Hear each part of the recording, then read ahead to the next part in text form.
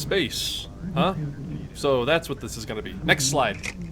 You know, I've talked about Spaceship Earth and Horizons. Oh, also next slide, by the way. I don't know what other space-themed rides there are for me to still talk about, unless we're talking about inner space, but we're not. We're talking about outer space at this point. Well, I mean, I guess, next slide. I guess there's one other attraction we could talk about, but next slide. Are we sure about this? Is it really pertinent to my training? Mission Control here. Your directive is to discuss the history and implications of mission space at Epcot. Okay, well, in that case, we can stop the training video now, because I think I've seen enough old men in suits pressing buttons to know what I'm getting myself into. Alright, I can do this without getting sick. Okay, well, Mission Space is very much a unique ride. It's one of the most unique Disney rides in the entire world. There's only one of it, like there's only one Living with the Land. They're both unique, but Living with the Land doesn't make people vomit uncontrollably once they disembark. And that's what I think makes Mission Space its own separate category of Disney attraction. It's the Vomitron 2000. It's one of the only Disney rides where barf bags are included in front of the seats. Instead of a seat pouch where you can keep your hats or your glasses, it's a barf bag. So if that tells you a little bit about Mission Space, I think we're starting off on the right foot here. And Astronaut training complete. Please continue to launch pad for imminent rocket launch sequence. Wow. Oh, already? Yes, I'm serious. Get going. All right. Well, geez. I guess my training has been a success, so I guess I'm going to space now. I better get changed out of this. This isn't very good space gear. I will see you all at the rocket. I'll talk you through the next couple parts of the video. Let's go to the rocket. It's this way. Okay, recording. Offhand log 1. During the early development for Epcot, not only would there be different pavilions for different countries all around the world for the World Showcase, and different pavilions in the front of the park for different technologies, history, and biomes, but there would also be a space pavilion. You heard that right, a pavilion all about outer space. And that's because outer space has always been a sort of integral part of the Disney parks experience. You had Flight to the Moon at Disneyland, close to opening day, not quite Mission to Mars at both Disneyland and the Magic Kingdom, and now with the construction of Epcot Center, a forward-looking permanent World's Fair, of course we'd have to explore the science and the fun mysteries of the cosmos in a much more educational way than it was approached back with Mission to Mars or even Space Mountain in 1975. Now, this proposed space pavilion at Epcot would have been built where the Living Seas, or the Seas with Nemo and Friends as it's known today, currently stands, right next to the Land Pavilion. So instead of the land and the seas, you'd have the land and the sky. You know, space. And if you look at some of the early Epcot models, you can see a tiny little space pavilion right where I said it would be, next to the land pavilion. And here is a bigger piece of concept art showing you what the full pavilion would have looked like. Definitely a rocket launch site sort of vibe going on here. Now, of course, edutainment was on the top of Disney's list for these old school Epcot attractions. The space pavilion would house displays and artifacts educating guests about space travel, a dark ride that took you through the boundless reaches of outer space, not the supernatural. That's the other park. And a show that was kind of like the Carousel of Progress, but instead of rotating around the scenes, the ride would be vertical and you would go up and down, peering through fake windows down at the scenes of outer space. That actually sounds kind of cool. But because this pavilion was going to be so massive and so expensive to build, and because Epcot Center in 1982 ran mostly off of the sponsorship system that we are familiar with today when it comes to rides like Tron Light Cycle Run, powered by Enterprise, or Test Track, brought to you by General Motors, and then Chevrolet,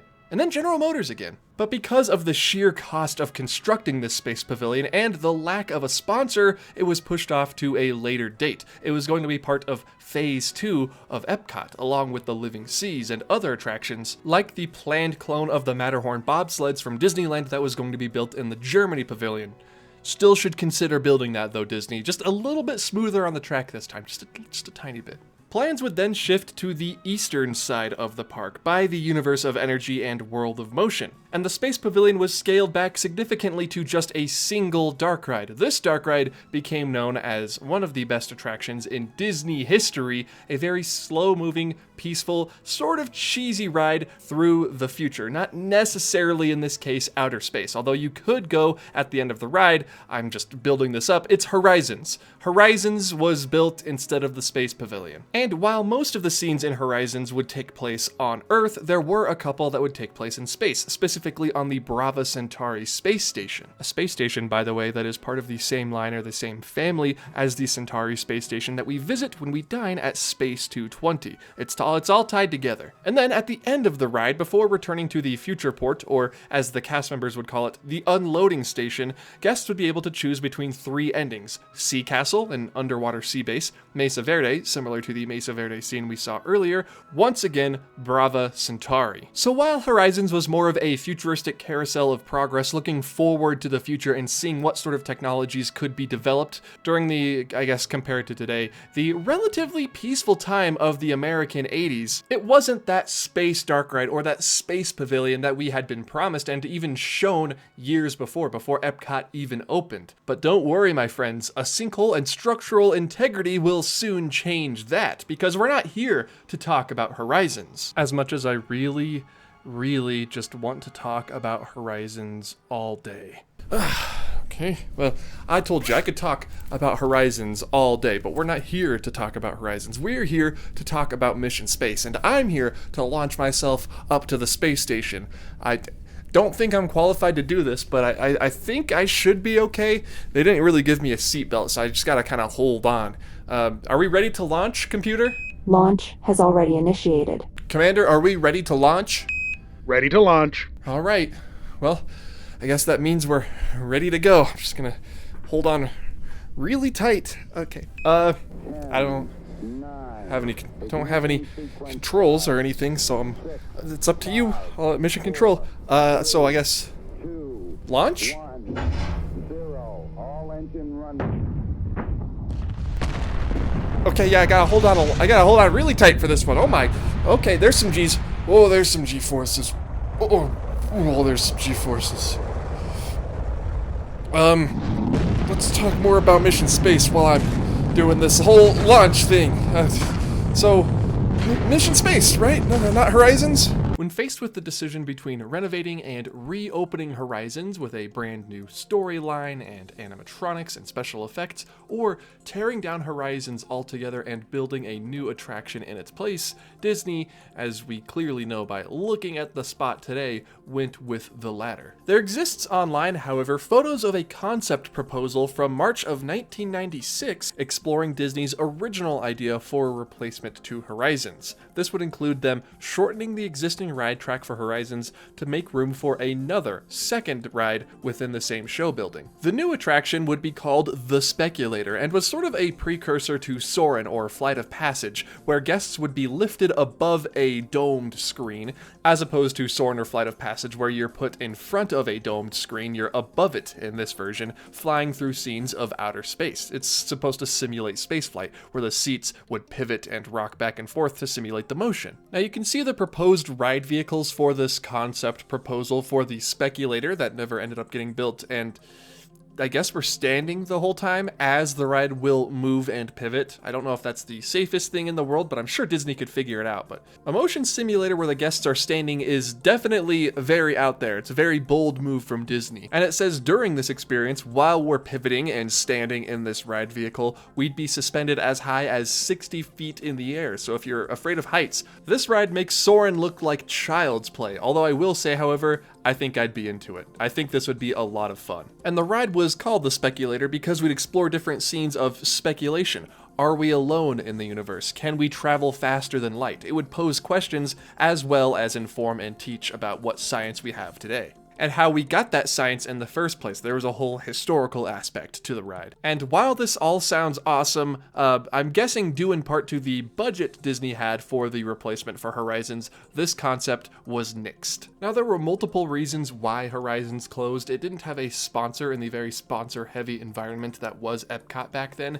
The show building that housed Horizons became structurally unstable, and the recent failure of Euro Disneyland made upkeep of the attraction more difficult because Disney was pretty strapped for cash. So after laying dormant for a year, Disney decided to close down and completely rip up, tear out Horizons to build a brand new space-themed attraction in its place. And rather than being a dark ride or a spiritual successor to Horizons, the ride was in a way sort of a successor to the original Mission to Mars at both Disneyland and the Magic Kingdom. Wait, hold on. Thought I saw something, sorry.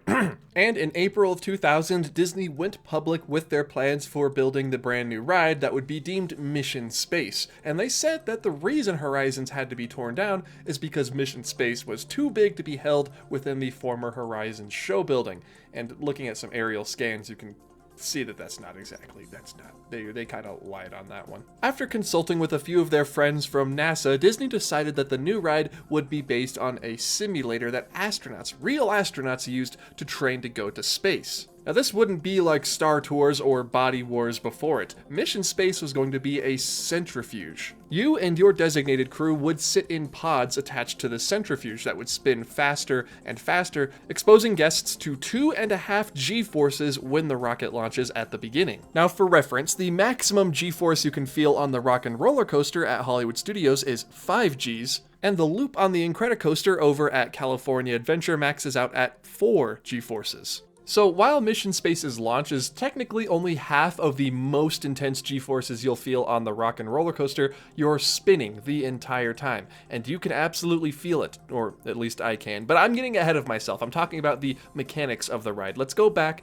and talk about its construction. After the demolition of Horizons, Disney would invest $100 million into the construction of the new Space Pavilion. And Disney did not end up building the Speculator because they wanted a more thrilling attraction. Thrill rides were all the rage, and I suppose are still all the rage, because it seems like Disney only wants to be building roller coasters these days. Sorry, a little bit off track there. We would still get the simulator, just not quite the same style as the Speculator. And after 3 years of construction, Mission Space would finally open to the public in 2003, with one mission offering, that being the Flight to Mars, hosted by our very own Gary Sinise, who happened to also star in the movie Mission to Mars, which was based off of, yes, the classic Disneyland attraction of the same name. See, it all comes full circle. Wait, what's that?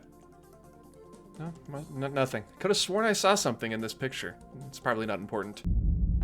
Artificial gravity enabled. So this is the space station, huh? You know, I can't say I'm not impressed. This place is pretty neat. Although I thought there'd for sure be a lot more like rotating space cabbages. Guess I'm a few decades off from that one. Wow.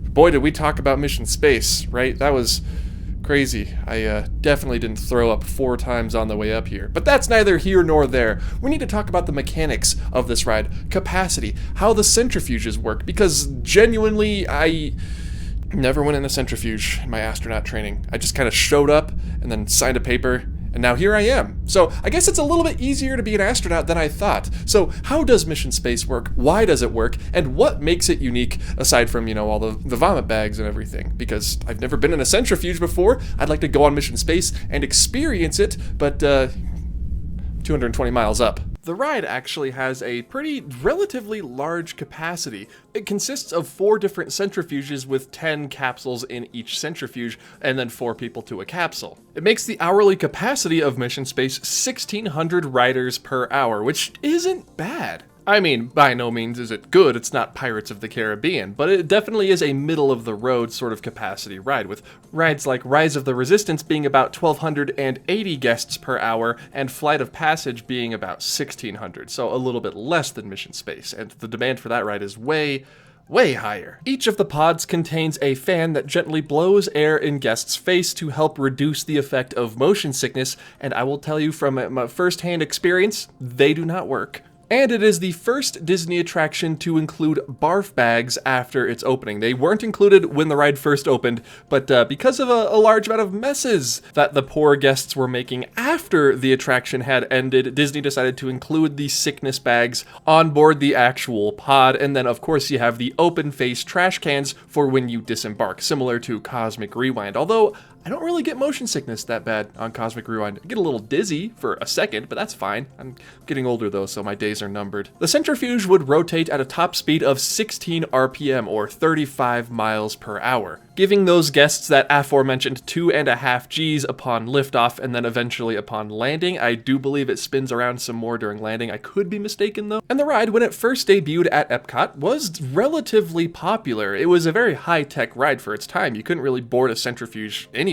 Although, as you might infer, guests did complain about the motion sickness because this was a vomit-inducing Disney ride, the most vomit-inducing Disney ride in history. And so it was for this reason in 2017 the ride was closed for a period of about 2 months to add a brand new intensity. Not a higher intensity, not a purple team, although that would be crazy. A more intense version of Mission Space. I would have to go on that once. I'd be out for the rest of the week, but I would have to try it out. No, they added Green Team, a less intense version of Red Team, where instead of rotating a number of times, the centrifuge only rotates once. And while the pods themselves still sort of shift and move around and pivot, the experience itself was far less intense than the previous Red Team, the original version of Mission Space. Still nauseating for me, somehow, I don't know how, but it is definitely less intense if you just want that Mission Space experience. And to go along with the less intense experience, a new mission was added where you orbit the Earth instead of landing on Mars. And alongside the new Earth orbiting mission, the Mars landing mission, the original version, was updated with more enhanced graphics and CGI, just to bring it up to snuff with the Earth mission that was brand new. The pre-show was also changed as part of this new update. Gary Sinise was gone and Gina Torres took his place, which is honestly, I love Gina Torres. That was a good call. And then, of course, after the attraction ends, you exit through the gift shop, in this case known as Mission Space Cargo Bay, and also through the Advanced Training Lab, which is usually where, 1, you can find people vomiting after the ride, or 2, you can find people who were too chicken to go on the ride waiting it out. That's me. That second group, that's me. And it seems like Disney has no plans to replace Mission Space anytime soon. They added Space 220, which is a much less intense simulator, up to a restaurant that some people dislike. I personally, I thought it was delicious when we ate there. I would certainly go back. The atmosphere, the drinks, all of it was so much fun. Space 220 is definitely, though, more of a Flight to the Moon, Mission to Mars successor, rather than an experience that you could tack on to Mission Space, although they are both space themed. But alongside the Land Pavilion, the Sea Pavilion, the Imagination Pavilion, and the Wonders of Life, the Mission Space wasn't really touched when it came to New Epcot. Neither was Spaceship Earth though, but they had plans for it and then the plans were canceled. But plans were never announced for Mission Space. So I guess we're stuck with the Vomitron 3000 in Epcot for the foreseeable future. Artificial gravity, critical failure, malfunction, malfunction, malfunction. Oh, that can't be good. And now, with all of that said, is Mission Space a good ride? And honestly, after thinking about it while making this transmission, I gotta say, yeah, I think Mission Space is a solid attraction. It may not be for everybody, it's certainly not for me, but it's a high-tech simulator. It's a spinny ride that makes people sick while also being a simulator. It takes you to space. It's sort of, in a weird way, bringing back to life those original plans for the Space Pavilion at Epcot, a sort of simulator where you could look down at Earth or at space and just be an astronaut for even just a second, not like this kind of astronaut, because, you know, you're sitting in a pod, okay? I'm sitting in the actual space station right now. There's a bit of a difference between you and I when you're on Mission Space, but I do think that Mission Space, at the end of the day, is a good attraction. It's not my favorite attraction. I haven't been on it in over a decade, but it's good, okay? Does that make sense? I feel like that's sort of a self-defeating reason for why it's a good ride or it's a bad ride, but I hope that makes sense. I just don't want to get sick. Don't want to vomit. No Mission Space for me. So, Commander, am I gonna be able to be retrieved and sent back to Earth anytime soon? I think something's going wrong up here. The artificial gravity has failed. That's a negative on retrieval. It'll be another week before we can send up another crew. A week, huh? Well, I guess I could talk about Horizons for a straight week. You know, no breaks, no stopping. A week, huh? Okay, well, that's fine. I mean, even though I'm... Oh, yeah, running low on food really badly, at least I still have what matters most to me on this space station. Nothing will ever take you away from me, anti-gravity hairspray. Nothing. Don't know what I'd do without you. It's the most important thing up here. Keeps it bouncy. Oh, I'm gonna die up here. Oh, I'm gonna die up here, aren't I? It's over. See you in a week.